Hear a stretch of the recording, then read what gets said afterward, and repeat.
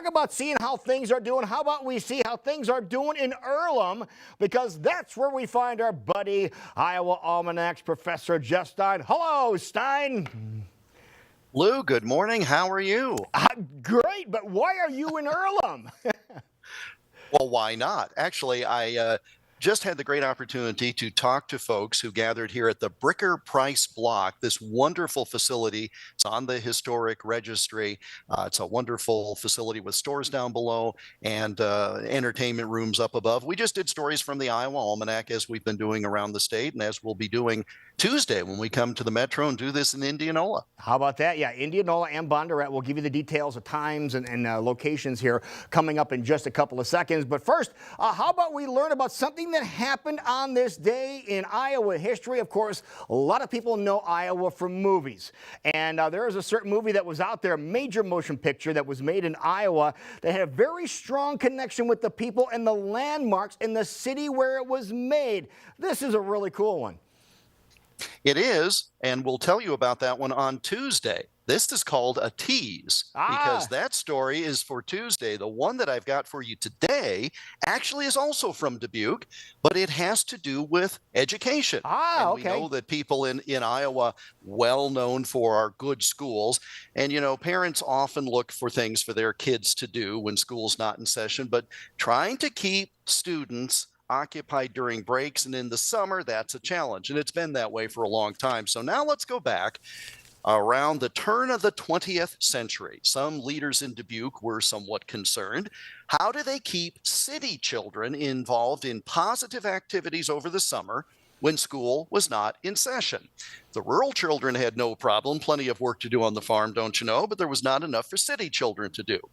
So the Audubon Elementary School principal there in Dubuque, a fellow by the name of B.J. Horcham, had an idea. In 1907, he established an outdoor camp where boys planted gardens and studied nature. He hoped that public schools would eventually become year-round, and these summer classes then, the outdoor classes, would be part of the curriculum. And this is what's interesting, Lou. His motto was form, not reform, as in reform school, which was what was used at the time to talk about delinquency. All right, in other words, they were making sure they were on the right path to start off with, rather than try to get them back on the right path, start them in the right direction. Absolutely. And we're telling you this story today, April 21st, because it was on this day in 1911 that the program was officially incorporated under the name Park Life. Had a board of trustees that included 24 of Dubuque's most prominent business and professional leaders, had great support there. Principal Horcham began with a small number of boys, and they set up tents, tended a garden, cooked their own food, that sort of thing. Park Life even received national attention in the May 1912 issue of American Magazine, and got even more interest when it was discussed, this program, at that year's meeting of the National Education Association, the NEA, in San Francisco. One writer noted it promoted the physical health and vigor of the boys, stimulated their minds, quickened their perception, and kept them in a clear, pure atmosphere of thought. Yeah, sounds like a great program. However, a major problem, right? Well, money, right? Yeah. Money's always a problem.